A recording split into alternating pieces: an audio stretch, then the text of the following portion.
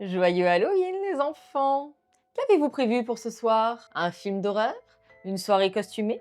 Une chasse aux friandises peut-être? Dans ce cas, faites bien attention, car certains bonbons peuvent être drogués au cannabis. En mai 2025, une famille néerlandaise en a consommé sans le savoir. Ils ont immédiatement été pris de vertige. Les jeunes enfants ont même dû être hospitalisés. Dorénavant, plus besoin de choisir. Pour vous, ce sera des bonbons et un sort. Ouais, bon, on peut aussi parler de ça si vous voulez, hein. Au tournant du XXe siècle, l'idée que les bonbons étaient dangereux ne nécessitait aucune preuve ni explication. De la même façon que la panique autour des piqûres sauvages en festival pourrait trouver une certaine filiation avec l'histoire des piqueurs de fesses du début du XIXe siècle, on peut rapprocher l'histoire des bonbons empoisonnés aux peurs liées au début de l'industrialisation de la nourriture. De nombreux articles de presse ont été publiés dans les journaux il y a plus de 100 ans. Ils étaient sensationnels, et le fait qu'ils reposaient sur des rumeurs, des insinuations, des suppositions ou des erreurs n'empêchait que rarement leur publication. On peut se demander rétrospectivement comment les gens pouvaient trouver crédibles les accusations selon lesquelles des bonbons avaient été empoisonnés. Lorsque des friandises étaient accusées d'avoir causé la mort soudaine d'un enfant, aucun récit n'expliquait comment un enfant pouvait avoir été tué par le même bonbon que des centaines d'autres enfants avaient mangé sans aucun problème. Il n'y a eu aucun cas où il y avait des preuves réelles que quelqu'un avait été blessé ou tué par des bonbons ordinaires. Pendant des décennies, l'Association nationale américaine des confiseurs a offert une récompense de 100 $ pour toute preuve physique de bonbons empoisonnés. Personne n'a jamais réclamé cet argent. Les bonbons sont arrivés à un moment où les gens avaient encore l'habitude d'acheter de la nourriture produite près de chez eux. L'arrivée de produits fabriqués loin et livrés tout emballés, associée à une opacité des ingrédients utilisés, des adultérants possibles et d'un manque cruel de réglementation et de contrôle sanitaire, ça a poussé les gens à considérer que quand leurs enfants tombaient malades, c'était à cause de ces nouveaux bonbons, des produits sucrés dont les enfants ont tendance à abuser. Mais à part le sucre, selon les points de vue, il n'y avait ni poison ni drogue dans les confiseries. Seulement l'excès et les mauvaises habitudes alimentaires pouvaient être identifiés, ainsi que certaines maladies ayant émergé en même temps que les bonbons sont apparus. Les enquêtes révélaient en fait des explications beaucoup plus plausibles. Des fuites de gaz, la tuberculose, la méningite, la viande avariée. Ces histoires banales pour l'époque n'étaient évidemment pas aussi dignes de faire la une des journaux que la certitude de bonbons empoisonnés. Pourtant, ça a pu arriver, hein, mais cela n'avait pas grand chose à voir avec les conditions de fabrication et c'était en plus assez rare. Et cette malveillance ne ciblait même pas les enfants. Par exemple, en 1920, une femme a été accusée d'avoir envoyé à sa belle-fille une boîte de chocolat contenant de l'arsenic. Mais heureusement, elle n'y a pas touché. En 1925, Jane Hartman a été accusée d'avoir envoyé à son ex-mari une boîte de bonbons contenant du mercure. Son amant aurait même acheté le timbre. Monsieur Hartman en a mangé quelques-uns, s'est senti mal et a fini à l'hôpital pour se faire un lavage d'estomac. Pour certaines personnes qui se pensaient plus malignes que les autres, le goût sucré aurait permis de faciliter les empoisonnements. Et elles pensaient sans doute qu'on n'irait pas vérifier les bonbons. Mais comme on peut le lire dans le livre de Samira Kawash, Candy, il n'y avait pas plus de danger à acheter un bonbon au magasin qu'il y en avait à se le voir offrir par un voisin durant Halloween. Cette peur de voir les enfants être empoisonnés durant Halloween à l'aide de psychotropes est encore présente, hein, et a pu être qualifiée par la FDA en 1982 d'hystérie de masse psychosomatique. Il y avait même des histoires de lames de rasoir insérées dans des pommes données aux enfants. Des travaux de sociologie dans les années 80 aux États-Unis ont montré que les légendes urbaines dépeignent souvent un conflit entre la modernité et la tradition. Elles expriment la crainte que la complexité de la société moderne menace l'ordre social et moral d'un mode de vie plus traditionnel. Dans le cas des lames de rasoir, ces histoires reflétaient une période de bouleversements sociaux rapides dans la société nord-américaine, caractérisée par la crainte d'une augmentation de la criminalité, la méfiance et l'individualisation. Les peurs collectives ont donc façonné des réalités sociales faisant des bonbons un objet dangereux dont il fallait se méfier pour protéger les enfants. Quasiment aucune des histoires ayant circulé, et circulant parfois encore, n'a pu être vérifiée. Mais il y en a une qui est vraie, hein. En 1959, un dentiste américain a mis des laxatifs dans des bonbons qu'il a donnés par centaines, et une trentaine d'enfants se sont retrouvés malades. Il a été condamné, et bien entendu, cette anecdote a permis aux autres histoires de paraître un peu plus crédibles. Bon, et pour ce qui est des peurs plus récentes de bonbons au cannabis ou à la meth, bah c'est pareil en fait. On n'a aucune preuve qu'il y aurait un danger généralisé ni d'intention malveillante avérée chaque soirée d'Halloween, ni même à d'autres occasions. Les quelques rares cas sont plutôt des accidents et des négligences de parents qui consomment. Il n'y a aucune malveillance systémique liée à tout ça. Quand on regarde un peu les articles de journaux qui relaient ce type d'anecdotes, on n'a pas beaucoup de détails, c'est assez flou, et on comprend vite qu'un fait divers a été monté en épingle pour affoler les gens et générer du clic. Et quand on trouve des drogues dissimulées dans des bonbons exprès et en grande quantité, c'est plutôt pour que les vendeurs et les acheteurs de psychotropes illicites aient moins de risques d'être attrapés lors de la transaction illégale. C'est aussi une forme de marketing que mettent en place les trafiquants pour fidéliser leurs clients, jouant sur une forme d'humour qu'on peut ne pas apprécier, hein. Et on peut légitimement se dire qu'acheter ce type de paquet quand on a des enfants à la maison, c'est un risque pas très malin à prendre, hein. Dans tous les cas, ces paquets ne sont pas destinés aux enfants, qui seraient ciblés par d'horribles dealers à la sortie de l'école, hein. Enfin bref, tout est bon pour créer des paniques morales, on a l'habitude avec les drogues, hein. Et les crack babies? Vous connaissez les crack babies? T'en as pas marre de dire des conneries tout le temps là? En plus, cette histoire avec le crack et les bébés, c'était encore un moyen de faire chier les femmes qui consomment quand elles sont enceintes, en plus c'était souvent envers les noirs donc c'est bon quoi. Puis on va pas refaire le même truc en boucle là de tu leur dis des trucs, moi je débunk, j'essaie de les rassurer comme je peux, c'est bon quoi. Mais c'est pour Halloween. Les gens aiment bien avoir peur pendant cette période. Ah ouais, c'est pour Halloween, ouais, bah, quoi, tu veux faire peur? Tu veux vraiment faire peur? Bah, moi, je peux te sortir des vraies histoires qui font peur, hein. Pourquoi on aurait tout le temps peur de trucs exagérés ou complètement faux, alors qu'on a des vraies histoires à raconter qui sont terribles, en fait? C'est quoi? Bouge pas. Moi, je vais chercher des trucs à la cave, tu vas voir les histoires qui font vraiment peur, tu pas prête. Tu pas prête, bouge pas.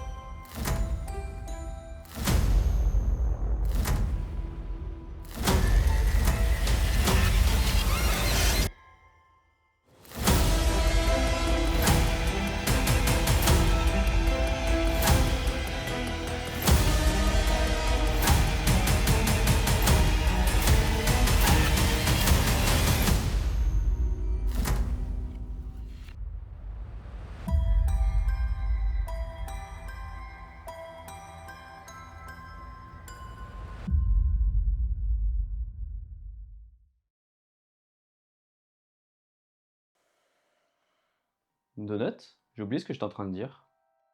Tu parlais de la CIA? Ah oui, c'est vrai, bah merci.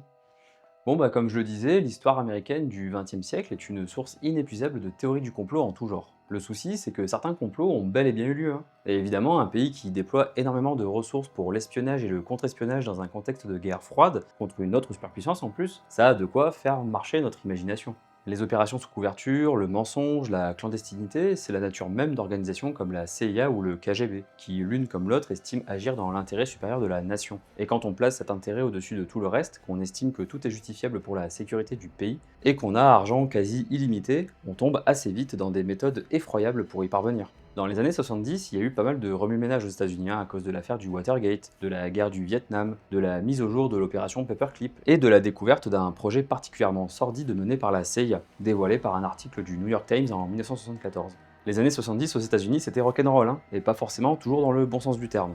C'est comme ça que le grand public a commencé à découvrir avec une certaine horreur l'existence de MK Ultra, un projet visant à manipuler des esprits grâce à des drogues et à des techniques de reconditionnement extrêmement violentes. Mais pour comprendre d'où vient un projet aussi dingue que celui-là, il faut recontextualiser un petit peu.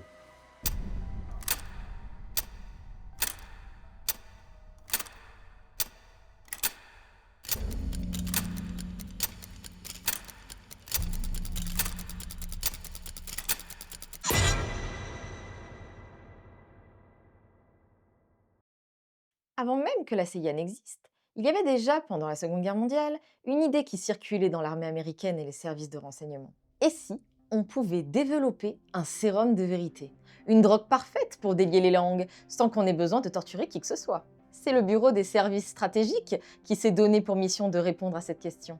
Il est évident que durant la guerre, l'accès à l'information fiable est essentiel. Mais pousser un prisonnier à partager des infos sensibles, c'est pas simple, et on peut toujours penser qu'il nous mène en bateau, même après qu'on l'ait passé à tabac pendant plusieurs jours.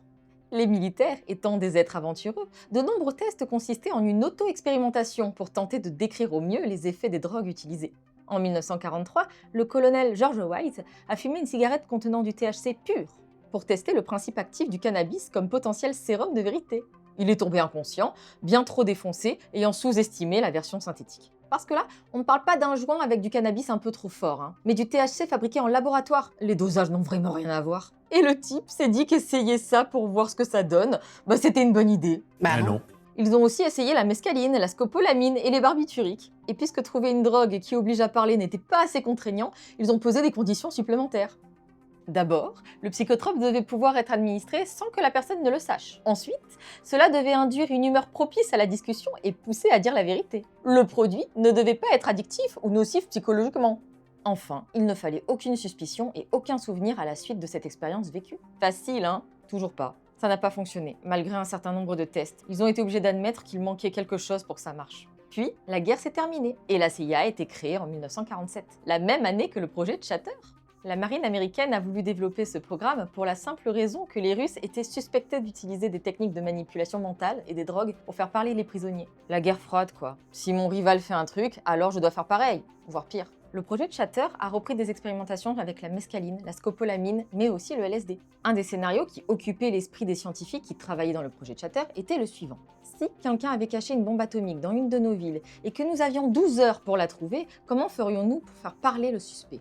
Mais comment convaincre des militaires et des agents du renseignement en pleine guerre froide que c'est une idée folle et qu'ils sont en pleine psychose?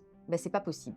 Et cet état d'esprit explique beaucoup d'événements complètement dingues. À la fin des années 50, la marine américaine a accordé au président du département de psychologie de l'université de Rochester, Richard Wendt, une subvention de 300 000 $ pour étudier les effets des différentes drogues barbituriques, amphétamines, alcool et héroïne. Les drogues qui n'étaient pas accessibles légalement pour les expérimentations étaient fournies par le Bureau des narcotiques, l'ancêtre de la DEA. Cocasse, non? Richard Wendt a créé un mini-institut dans lequel les étudiants étaient payés 1 $ de l'heure pour ingérer des doses mesurées, tandis qu'il observait leurs réactions. Aucune de ces expérimentations n'a jamais porté ses fruits. Après plusieurs échecs du projet, celui-ci a pris fin en 1953.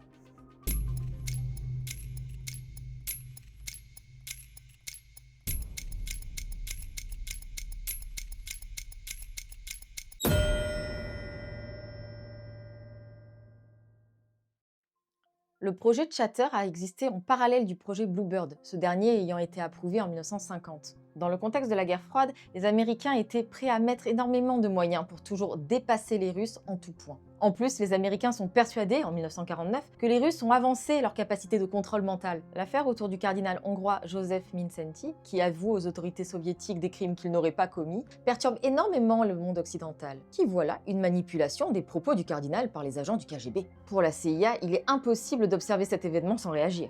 L'idée du projet Bluebird, c'est d'aller un cran plus loin que le simple sérum de vérité. Il est question de développer des techniques spéciales d'interrogatoire, grâce à des expérimentations sur des personnes volontaires comme involontaires. Le nom du projet viendrait d'ailleurs du merle bleu, un petit oiseau au chant particulièrement mélodieux. Le projet visait à faire chanter les personnes interrogées comme ce magnifique petit oiseau.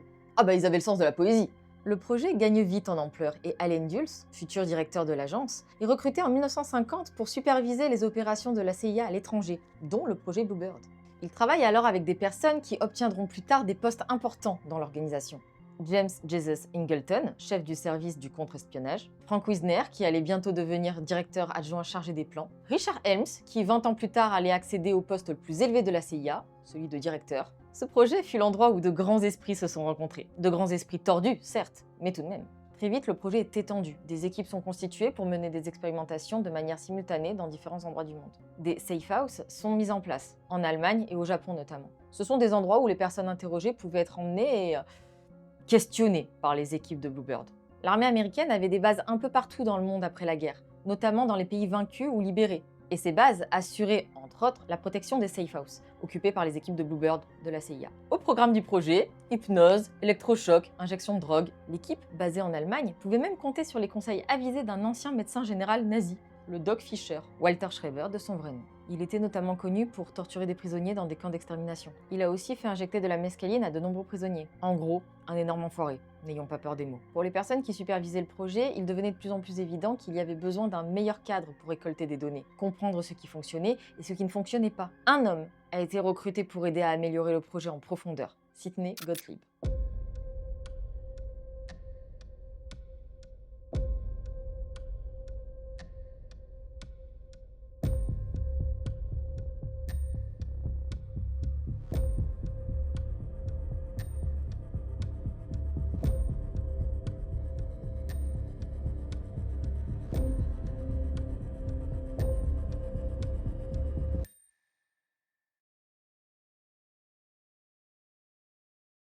Allen Dulles a recruté Gottlieb pour étendre, intensifier et centraliser le projet, qu'il a renommé Artichoke. L'idée de la mise à jour du projet était relativement simple et pas vraiment originale. Il s'agissait d'aller encore plus loin, mais de le faire d'une manière plus cadrée, plus scientifique, mais aussi plus systématique. Les techniques employées devaient être standardisées, et il devenait primordial d'investiguer et d'expérimenter sur les effets des drogues. Géographiquement aussi, le projet est étendu, et on commence à parler de Black Site. Les équipes Artichoke doivent être composées d'un officier médical, d'un chercheur spécialisé et d'un technicien de sécurité.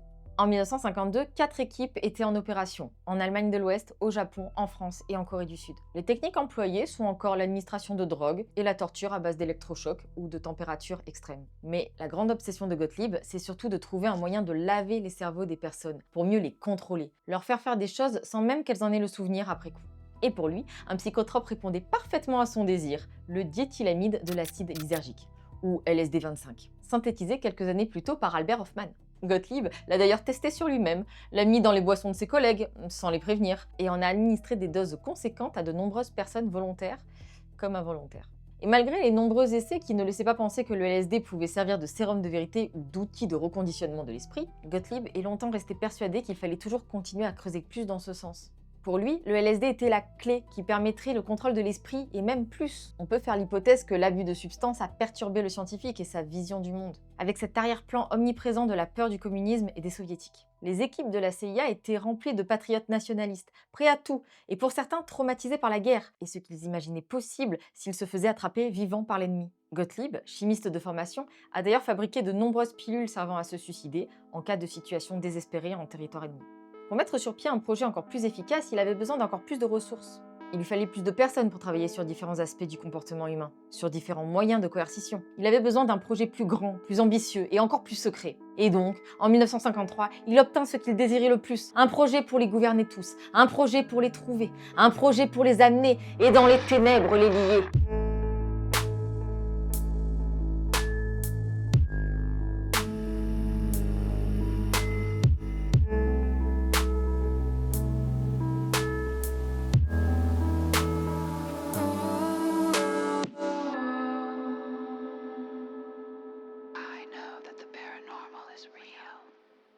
Dans le livre de Stephen Kinzer, j'ai appris que le premier grand film américain mettant en scène le contrôle de l'esprit avait été réalisé en 1944. C'est un film qui parle d'une femme dont le mari contrôle l'esprit grâce à une technique de privation sensorielle. Il l'empêche de sortir de la maison, l'empêche de voir des gens et invente des histoires qui la font douter d'elle-même et de la réalité. C'est littéralement du gaslighting, qui est une forme de manipulation et de lavage de cerveau qui pousse la victime à douter d'elle-même, de ses perceptions, de son identité et de sa valeur. C'est une forme d'abus psychologique extrêmement grave et qui a des conséquences dramatiques. Et quand on voit les justifications de MKUltra et des projets précédents, on pourrait parler de gaslighting justement. Utiliser le communisme pour justifier des atrocités, la sécurité nationale et tout le blabla, faire croire à la population que finalement tout ça c'est pour son bien, si c'est pas du gaslight, je sais pas ce que c'est. D'ailleurs, comment justifier le fait de protéger des criminels de guerre qui ont commis des atrocités et détruit des millions de vies? Tout ça pour les recruter ensuite avec l'idée qu'ils vont nous aider à faire pareil, mais cette fois à nos ennemis. Y a rien qui va avec cette idée, mais ça a été la politique américaine après-guerre en agitant toujours le spectre du communisme comme étant la nouvelle menace après le nazisme. C'est important de parler de l'opération Paperclip ici pour mieux cerner l'aura nauséabonde de la CIA et tout particulièrement de ce projet de contrôle des esprits. Les nazis ont beaucoup utilisé la torture et certaines drogues comme la mescaline, les barbituriques ou encore des opioïdes pour obtenir des informations de leurs prisonniers. Mais ces techniques d'interrogatoire étaient aussi plus simplement et cruellement un moyen de briser la volonté des personnes détenues. Et c'est pour ça que certains nazis ont été recrutés par les Américains, afin de les conseiller dans la manière de torturer et de droguer les prisonniers. Oui, avec l'opération Paperclip, des nazis ont été recrutés pour fabriquer des fusées de la même manière que d'autres ont été recrutés pour aider la CIA à torturer de manière plus efficace. Le rêve américain au pays de la liberté, où des psychopathes fascistes ayant commis des crimes de guerre peuvent se sentir comme à la maison. Les événements récents confirment malheureusement que les États-Unis sont loin d'être un modèle de démocratie, et ce depuis très longtemps. Des salopards comme Kurt Blom, Walter Schreiber ou même le japonais Shiro Ishii, qui a dirigé l'unité 731, ont été protégés par les Américains avec le prétexte que leurs connaissances étaient trop précieuses. Si vous pensez que les données obtenues par cette unité sont précieuses, vous avez sans doute un problème. Et si vous êtes sain d'esprit, il vaut peut-être mieux ne pas aller voir la page Wikipédia de cette unité japonaise d'extermination. Bref, Sidney Gottlieb souhaite avec le projet MKUltra créer une opacité des financements pour ces opérations. Des sociétés écrans permettaient carrément de recruter des personnes et de les faire travailler pour la CIA sans que ces personnes ne le sachent jamais. Et malgré l'horreur du projet, c'est tout de même une réussite en termes logistiques et organisationnels. 149 sous-projets au total, chacun avec des objectifs bien particuliers, des financements qui leur sont propres et des centaines de gens travaillant activement sans forcément connaître l'existence des autres sous-projets. C'est vraiment fou à quel point la CIA sait compartimenter ses opérations, au sein même d'un projet découpé en des dizaines d'opérations qui partagent une même logique et un même objectif. C'est même certain que de nombreuses personnes n'ont jamais su qu'ils travaillaient pour la CIA. MKUltra ne prend forme qu'au travers de ses nombreux sous-projets. Et de ce qui a été retrouvé par des journalistes d'investigation et des archivistes, on peut catégoriser un peu tout ça. En ce qui concerne les expérimentations impliquant des psychotropes, 17 sous-projets ont permis d'étudier les effets de certaines drogues sans que cela soit sur des humains. 14 sous-projets impliquaient manifestement des humains volontaires. 6 ont impliqué des sujets non volontaires, et dans 19 autres sous-projets, on sait pas trop, mais vraisemblablement des personnes non volontaires ont été ciblées. Beaucoup de documents ont été détruits en 73 par Gottlieb et il y a beaucoup de sous-projets dont la nature restera à tout jamais inconnue. On n'est même pas sûr de combien de sous-projets il y avait réellement au total finalement. Il y a aussi eu plein de sous-projets permettant l'acquisition de drogue. Et de manière plus surprenante, il y a aussi des sous-projets visant à apprendre des techniques venant de magiciens. Oui, j'ai même pu trouver un manuel de la CIA sur la ruse et la tromperie, écrit en partie par un magicien nommé John Mulholland. MKUltra était un projet réellement global, allant du développement de drogues et d'outils en tout genre, jusqu'à l'invention et le perfectionnement de techniques d'interrogatoire, en passant aussi plus simplement par la formation des agents aux techniques d'espionnage et à l'utilisation de ce qui était développé par le service technique de la CIA. Et les magiciens sont forts pour créer des illusions, subtiliser des objets ou encore mettre des drogues dans des boissons sans être aperçus. Puis il y a eu des sous-projets concernant le comportement humain de manière générale ou spécifique, des recherches sur l'hypnose, de la désertion, sur le sommeil et plein d'autres choses. Et effectivement, si on met tout bout à bout, qu'on prend une vision globale, on peut voir pourquoi ce projet a été aussi séduisant pour toutes les personnes l'ayant validé. Si ça avait abouti sur chacun des points étudiés, on vivrait dans un tout autre monde aujourd'hui. Un monde parfaitement horrible par contre, gouverné par des mégalomanes aux ressources illimitées et aux convictions idéologiques particulièrement terrifiantes. Mais le résultat de tout ça, finalement, c'est que la CIA a parfaitement compris comment détruire un esprit humain, mais jamais ils n'ont réussi à le reconstruire, à le refaçonner, ou à le contrôler à distance, que ce soit par le biais de drogue ou d'hypnose. Pour vous aider à mieux cerner l'horreur de MKUltra, on va voir ensemble quelques exemples de sous-projets plus en détail. Et vous allez voir qu'on n'a pas besoin d'histoires inventées pour faire peur.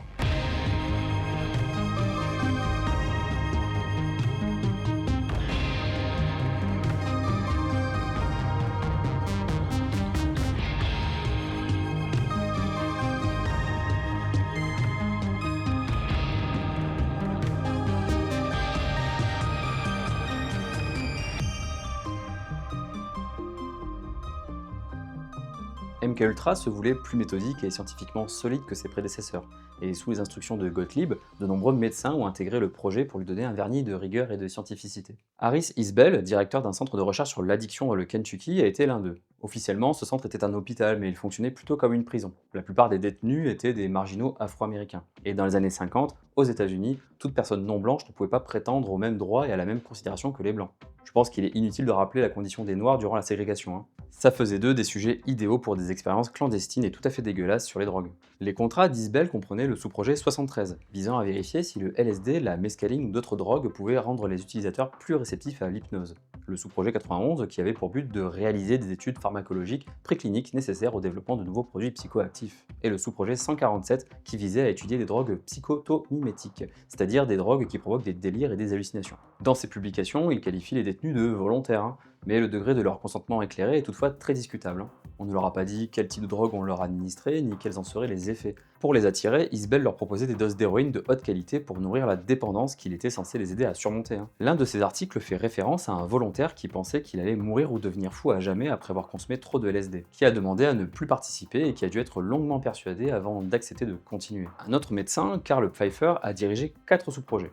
Tous impliquaient l'administration de LSD et d'autres drogues pour induire des états psychotiques. Pfeiffer a utilisé comme sujet des détenus de la prison fédérale d'Atlanta et d'un centre de détention pour mineurs à Bordentown, dans le New Jersey. Dans le cadre des sous-projets 9 et 26, il a étudié les moyens par lesquels divers médicaments dépresseurs peuvent perturber le psychisme d'une personne, en modifiant son métabolisme ou en produisant une sédation. Sa mission dans le cadre du sous-projet 28 consistait à tester des dépresseurs qui affectent le système nerveux central. Plus intriguant encore, dans le cadre du sous-projet 47, il devait sélectionner et évaluer des substances hallucinogènes présentant un intérêt pour les services techniques. L'un de ces rapports décrit des crises d'épilepsie provoquées par des produits chimiques. Un autre indique que le LSD a produit une psychose dont les hallucinations ont duré 3 jours et se caractérisaient par des vagues répétées de dépersonnalisation, des hallucinations visuelles et un sentiment d'irréalité. On a aussi James Hamilton qui a signé 3 contrats. Sa première mission, le sous-projet 2, consistait à étudier l'action synergique possible de médicaments pouvant être utilisés pour abolir la conscience, et à rechercher des méthodes permettant d'administrer des médicaments à des patients à leur insu. Dans le sous-projet 124, il devait tester si l'inhalation de dioxyde de carbone pouvait plonger les gens dans un état de transe. Bon, pourquoi pas, hein. Le sous-projet 140, mené à l'hôpital Saint-Francis de San Francisco, sous le couvert d'une recherche sur la thyroïde, visait à mesurer les effets psychoactifs possibles des hormones thyroïdiennes. Selon un témoignage, Hamilton était l'un des hommes de la renaissance du programme, travaillant surtout des substances psychoactives au sexe pervers, en passant par l'inhalation de dioxyde de carbone. Un homme cultivé comme on en trouve peu, n'est-ce pas? Ensuite, on a Robert Hyde, qui est devenu l'un des distributeurs les plus prolifiques du LSD dans le cadre de 4 sous-projets. Les missions que Gottlieb lui a confiées étaient vastes. Dans le cadre du sous-projet 8, il a mené une étude sur des aspects biochimiques, neurophysiologiques, sociologiques et psychiatriques cliniques du LSD. Avec le sous-projet 10, il a testé et évalué les effets du LSD et de l'alcool lorsqu'ils sont administrés à des individus appartenant à différentes catégories de personnalité. Le sous-projet 63 consistait à étudier la consommation d'alcool en tant que phénomène social, en mettant particulièrement l'accent sur les variables qui pourraient s'avérer prédictives dans l'évaluation et la manipulation éventuelle du comportement humain. Enfin, la description qui reste du sous-projet 66 est très vague. Tester un certain nombre de techniques permettant de prédire les réactions d'un individu donné au LSD 25 à d'autres substances psychoactives et à l'alcool. Vous en voulez un autre encore plus inquiétant? Laissez-moi vous parler de Harold Abramson. Il a d'abord travaillé sur le sous-projet 7 qui a ensuite évolué en plusieurs sous-projets. D'abord, le sous-projet 23 portait sur les agents chimiques qui modifieraient efficacement le comportement et le fonctionnement du système nerveux central. Le sous-projet 27, lui, est assez général. Il encadre la recherche d'un antidote approprié au LSD. Il cherche à déterminer ce qui se passe lors d'une désensibilisation rapide après l'administration répétée de doses élevées de LSD. Il poursuit les travaux sur le métabolisme des tissus nerveux et cérébraux et il étudie l'action du LSD sur le développement du système nerveux en étudiant le développement d'embryons de poules. Le sous-projet 40, lui, est surtout un genre d'enveloppe financière qui permet à Abramson d'étudier des produits intéressants pour remplir leurs objectifs de contrôle de l'esprit. Au milieu de l'année 1953, Gottlieb a donné à Abramson 85 000 $ pour mener des expériences avec du LSD et d'autres hallucinogènes, selon les axes suivants: perturbation de la mémoire, discrédit par un comportement aberrant, altération des comportements sexuels, obtention d'informations, suggestibilité et création d'une dépendance. Mais le truc vraiment inquiétant avec Abramson, c'est qu'il a développé une curiosité particulière pour l'impact des drogues psychotropes sur les enfants. Il a suivi de près des expériences de Loretta Bender, une neuropsychiatre, qui a administré de la psilocybine et du LSD à des enfants ayant des troubles neurodéveloppementaux. C'est difficile de savoir si Abramson a reproduit ses expérimentations à la sauce MKUltra, mais quand on sait que le Dr Bender pouvait faire ça sans se cacher et a priori sans avoir été supervisé par la CIA, ça laisse songeur. Je ne sais pas si j'ai encore besoin à ce stade de préciser qu'il n'y avait aucune préoccupation éthique dans toutes ces expérimentations. Sans parler du fait qu'à chaque fois, le cadre méthodologique scientifique est plutôt désastreux. Rien ne peut être vraiment retiré de ces études supervisées par la CIA.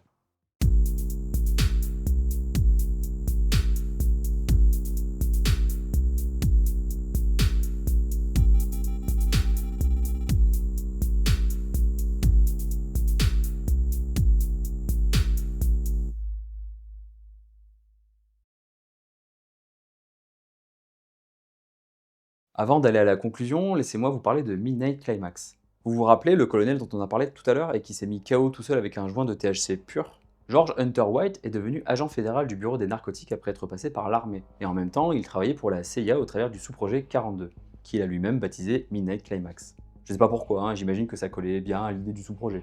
Le but était de droguer des civils à San Francisco sans qu'ils ne s'en rendent compte, dans un bar par exemple, et ensuite observer leurs réactions. White l'avait déjà fait à New York dans le cadre du sous-projet 3, mais là ils ont rajouté du sexe. En gros, ils ont engagé des travailleuses du sexe dont le travail était d'attirer des clients dans un endroit, leur faire consommer du LSD sans qu'ils ne le remarquent, et les agents de la CIA se trouvant derrière une glace sans teint observaient tout. Gottlieb pensait que le bon mélange de sexe et de drogue permettrait de faciliter le partage d'informations sensibles par les clients. Ils ont même émis l'hypothèse que certaines positions sexuelles pouvaient être plus ou moins efficaces pour délier les langues. Un peu glauque quand même, mais bon, c'est pour la science. Ils ont installé des micros et des caméras cachés dans une chambre. Ils ont doté l'endroit de vidéos pornographiques, d'alcool, et il n'y avait plus qu'à laisser la nature suivre son cours, si on peut dire. George White était le stéréotype du flic corrompu et plein de vices. Il avait accès à toutes les drogues qu'il souhaitait grâce à sa position au bureau des narcotiques, il connaissait beaucoup de personnes issues du milieu criminel dont il savait se servir. Bref, il connaissait bien son affaire. Pour cette opération, il s'est associé à Ira Feldman, qui a recruté les travailleuses du sexe et qui savait repérer celles qui avaient des addictions pour les contrôler, notamment en fournissant de l'héroïne au compte-gouttes. Toujours une belle bande d'enfoirés, on est bien d'accord. Plus tard, George White écrira à Gottlieb une lettre plutôt intéressante. J'étais un missionnaire très modeste, voire un hérétique, mais je travaillais d'arrache-pied dans les vignobles parce que c'était amusant, amusant, amusant. Où ailleurs un garçon américain plein de vie pouvait-il mentir, tuer, tricher, voler, violer et piller avec la sanction et la bénédiction du Tout-Puissant? Plutôt sympa, mon frère. Ces hommes prenaient du plaisir dans la souffrance des autres, dans le pouvoir qui leur était accordé et dans l'impunité la plus totale dont ils jouissaient.